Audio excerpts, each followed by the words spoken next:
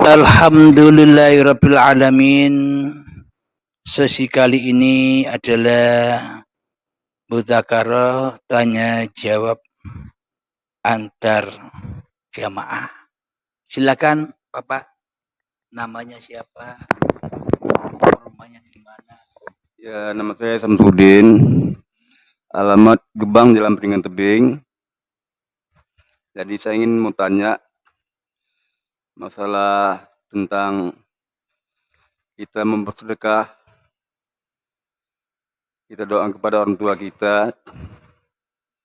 Pertama sekali kita baca kerasulan gitu ya kan. Satu kita kepada arwah-arwah kepada orang tua kita. Itu saya yang saya sampaikan kepada Pak Kiai. Ya. Ya. Apakah sampai itu hajat niat kita?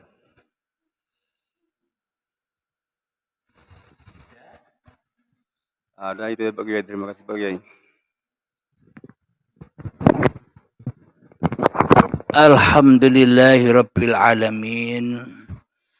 Jadi pertanyaannya simpelnya begini.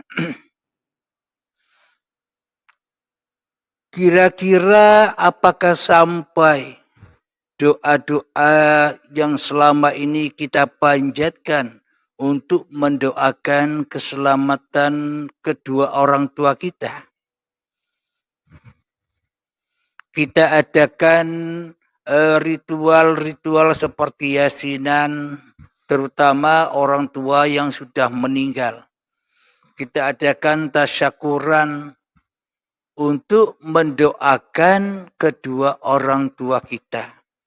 Apakah sampai kira-kira doa-doa yang sudah kita panjatkan itu?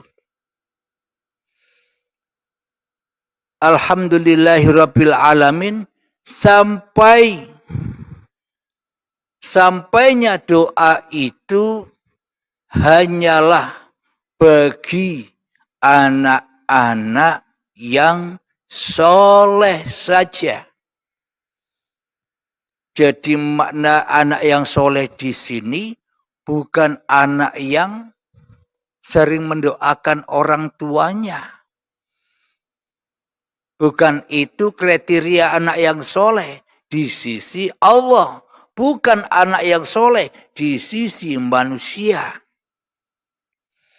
Anak yang soleh kriterianya di sisi Allah yang bagaimana?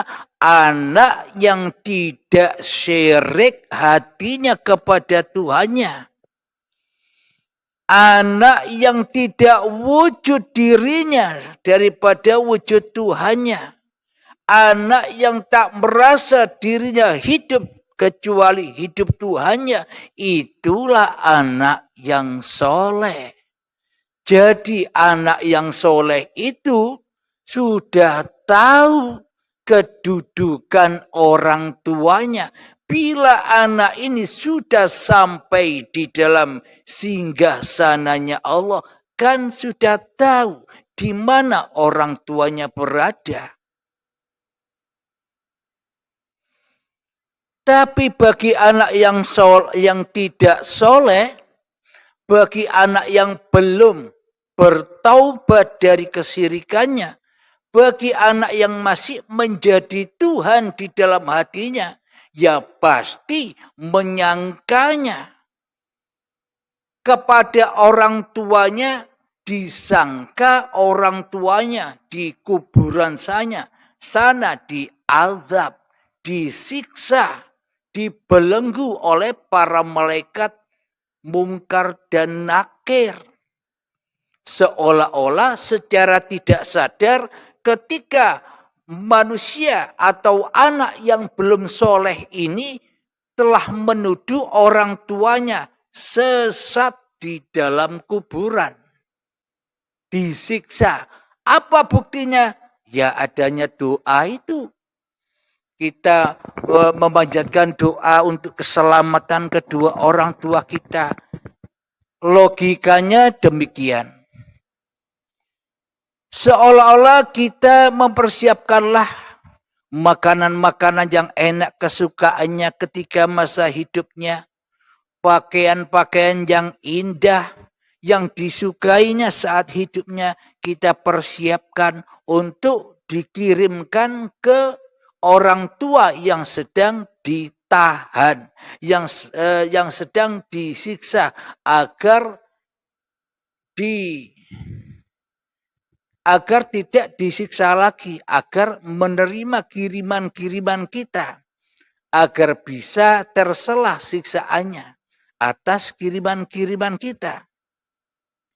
Dan kita berharap diampuni segala dosa-dosanya. Itu kan berarti kita sudah menganggap ayah atau orang tua kita sebagai pendosa. Kenapa kita mendoakan begitu kan? Ya Allah, ampunkanlah kedua orang tuaku yang sudah meninggal. Kebanyakan begitu karena anaknya tidak soleh, yang tidak tahu kedudukan orang tuanya. Orang tuanya sudah dipanggil Allah, inna lillahi wa inna ilaihi roji'un. Tentunya kedua orang tuanya, rohnya sudah dipersembahkan lagi kepada Tuhannya.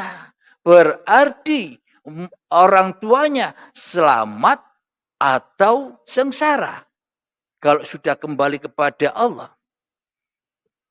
Nah, inilah karena anaknya tidak soleh, orang tuanya sudah di surga, kok masih didoa-doakan, malah dituduh sebagai pendosa karena anaknya belum soleh, karena anaknya belum kenal Tuhannya, karena anaknya belum bertaubat dari kesirikan-kesirikan hatinya, yang tidak tahu nasib orang tuanya.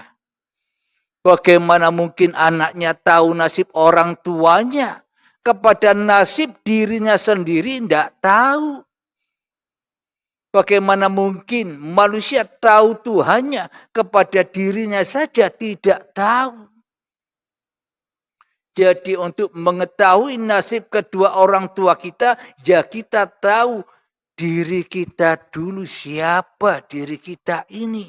Kalau diri kita sudah kembali melepaskan pengakuan-pengakuan bahwa wujud, hidup, kekuasaan, ilmu, amal, semua ini bukan hak milik kita, berarti sucilah diri manusia kita dari hawa nafsu kita. Berarti orang-orang yang sudah meninggal itu kan sudah jelas-jelas meninggalkan itu semua secara dohir maupun batin.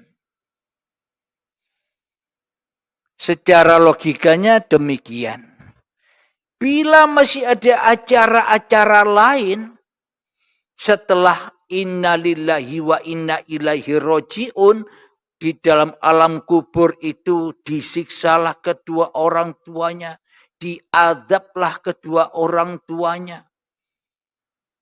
Maka berarti Allah dusta. Berarti Allah pembohong. Bila masih ada acara lain setelah kematian manusianya. Kalau manusia sudah meninggal, ucapkanlah inna lillahi wa inna ilaihi roji'un. Sudah kembali ke sisi Allah. Berarti bila masih ada acara lain, berarti manusianya belum kenal Tuhannya.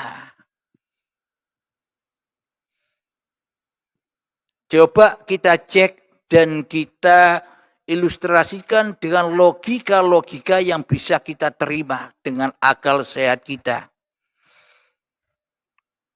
Ketika tidur, kita tidur nyenyak.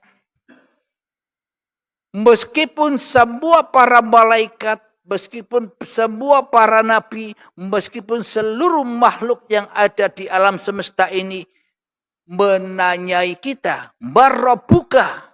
tapi Anda tidur, kira-kira Anda tahu. Anda respon, kalau Anda tidur nyenyak, ditanyai seluruh alam, bro, Marabuka, siapa Tuhanmu bro? Kira-kira Anda tahu? Ya Anda tidak tahu apa-apa, wong Anda tidak ada. Apalagi orang mati. Oh, sudah ada punya pengakuan-pengakuan lagi. Tidak bisa ditanya-tanya. Apalagi dipendam tanah. Berarti siapa yang mendengarkan pertanyaan itu? Marabuka, wahai ahli kubur. Bila nanti kau ditanya Marabuka, siapa Tuhanmu? Jawablah, Allahu Rabbi, Allah lah Tuhanku. Siapa yang mendengar itu semua? Yang bisa mendengar itu semua kan ahli-ahli kubur yang hatinya seperti kerasnya batu. Siapa yang mengantar jenazah-jenazah? Itulah hakikatnya ahli kubur itu yang belum bertaubat dari kesyirikannya. Jadi ahli kubur yang di syariat itu, yang di luar itu hanya ilustrasi atau hanya kiasan. Yang sebenar-benarnya ahli kubur itu adalah manusia yang masih merasa wujud, hidup, berkuasa dirinya daripada Tuhannya. Dialah yang tinggal di dalam alam kubur hawa nafsunya sendiri. Merekalah yang disiksa dengan adab-adab yang pedih, dengan berbagai macam-macam masalah yang dideranya. Itulah bukti-bukti yang sangat nyata. Memang maha benar Allah dengan segala firman-Nya. Bila ada orang yang sudah meninggal, ucapkanlah inna lillahi wa inna ilaihi roji'un. Bagaimana mungkin sampai doanya manusia yang belum kembali menuju orang yang sudah kembali? Ya ada hijabnya, hawa nafsunya yang menjadi penghijabnya. Karena tidak sejenis untuk sampai kepada arwah kedua orang tua kita, ya kita harus tahu di mana orang tua kita itu sekarang nasibnya. Bila di sisi Allah, ya Anda harus datang kepada Allah dulu, baru tahu nasib kedua orang tuanya. Itulah anak yang soleh itu. Ilustrasi lagi agar logika kita dapat memahami dan meyakini kebenaran ayat-ayatnya Allah. Jangankan siksa yang ada di dalam kuburan bagi orang-orang yang sudah meninggal. Contoh, ketika kita meninggal nanti, coba rasakan di masing-masing hati kita. Ketika Anda sudah tak berhak mengaku-akui kewujudan hidup dan badan Anda, tak bisa lagi berkuasa atas dirinya. Berarti kan Anda sudah lepas, Anda tak ada di badan ini. Tidak ada pengakuannya lagi. Seumpama mayat Anda, mayat kita besok setelah mati, ditaruh meja, dipotong-potong kecil-kecil, dikasihkan makan ke buaya. Kira-kira mayat yang tidak ada pengakuannya itu dipotong-potong, merasa sakit? Logika saja. Kan tidak ada rasa sakit. Paling yang merasakan sakit yang melihat. Orang yang masih mengaku-akui bahwa badan ini badannya. Yang melihat itulah yang merasa sakit. Seolah-olah badannya yang dibelah-belah. Merinding orang yang melihat. Padahal yang sebagai yang korban yang dibelah-belah itu tidak merasakan apa-apa. Enjoy saja. Wong tidak ikut punya. Tapi yang merasa punya ini loh yang serba takut, yang serba sengsara, yang serba menderita menghadapi kenyataan kehidupan ini. Karena dirinya jadi Tuhannya badan-badannya sendiri. Nah, bila saat dibelah-belah dimakan buaya atau dimakan macan saja tidak berasa sakit, apalagi di asalnya. Asal dari tanah, kembali ke tanah. Ya surganya badan inilah tanah. Surga tempat kembali yang sebenar-benarnya kembali badan ini ya tempat kemana awal mula ia dijadikan. Ya tanah itulah surganya. Mosok kembali ke surganya ke asalnya disiksa. Siksanya sudah selesai saat tiba detik-detik syakaratul maut, pelepasan demi pelepasan yang maha dahsyat sakitnya, azabnya saat itu, itulah puncak-puncak pensucian manusianya karena saat hidupnya lalai dalam mensucikan dirinya. Akhirnya dibaiat paksa, dibaiat akbar karena saat hidupnya ia sayang kepada harta, sayang kepada ilmu, sayang kepada amal, dan sayang kepada apa-apa yang dikumpul-kumpulkan. Sehingga apapun yang disayanginya akan bertambah dan bertambah menyakitinya ketika datang detik-detik syakaratul maut itu. Sebenarnya siapa yang menyiksa diri kita? Mereka yang kita senangi itulah yang menyiksa diri kita sejatinya. Kira-kira kalau tidak ingin disiksa, ya jangan cinta kepada yang lainnya Allah. Bila kita tidak mau disiksa, kapan? Sekarang pun bisa dilakukan. Itulah hari kebangkitan dari alam kubur. Secara logika kan nyambung. Ya kan? Selama ini kita hanya cerita jari-jarinya, kata-katanya saja. Kalau ini penjelasan ini kan katanya Allah pasti hak sesuai logika kenyataannya. Jadi sebenarnya talqin mayat itu diperuntukkan bagi orang-orang yang mengantar ke kuburan itu loh, ahli kubur. Sebenarnya disiksa terus dengan mungkar dan nakir yang ada di dalamnya. Karena hatinya mungkar terus dari kekuasaan Tuhannya. Nah, jadi ada cerita lagi bahwa nanti orang yang dikubur, dipendam di pekuburan itu ketika para jamaah yang mengantarkan dari kuburan 7 jangka meninggalkan dari kuburan, maka akan didatangi malaikat mungkar dan nakir. Itu kan cerita angen-angen hawa nafsu. Kok weru-weruo? Tapi sejatinya kita tahu kalau kita dibukakan hati kita. Makna cerita ini begini. Ketika kita melihat orang mati, ketika kita melihat orang dimandikan, dikafani, dikubur, disolati, kita merasa seolah-olah kita sebentar lagi mati. Waduh, susah diri kita, ingin tobat. Seolah-olah mayat itu dirinya. Jadi penyesalan demi penyesalan mendera dirinya. Ya Allah, sebentar lagi aku juga mati. Takut. Sadar kalau diri kita sebentar lagi akan mati. Akan tetapi